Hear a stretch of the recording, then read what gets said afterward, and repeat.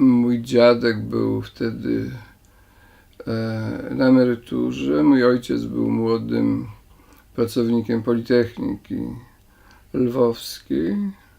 Oczywiście nie w czasie okupacji niemieckiej, ale potem jak Rosjanie przyszli po raz drugi.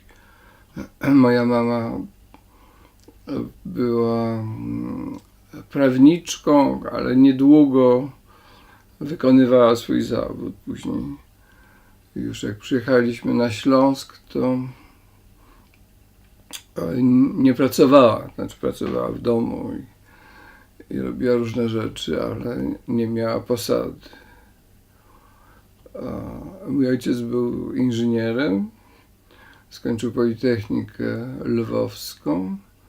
Był inżynierem trochę rozdartym między właśnie takie sprawy politechniczne a humanistykę, dlatego że go bardzo historia interesowała. Dużo czytał, z tego co wiem, zawsze czytał książki historyczne i opowiadał mi później, a nawet napisał pewnego rodzaju autobiografii, o którą go prosiłem po śmierci mojej mamy.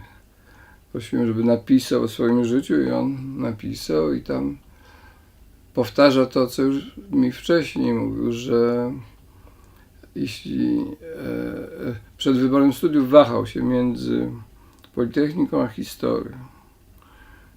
I to wahanie, zdaje się, jakoś mu towarzyszyło. Wiem, że jak żył bardzo długo, nieomal 100 lat.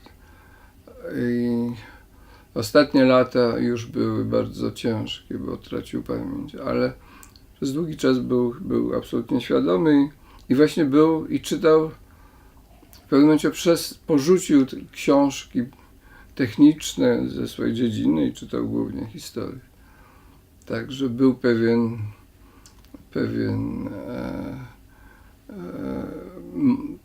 klimat humanistyczny w domu.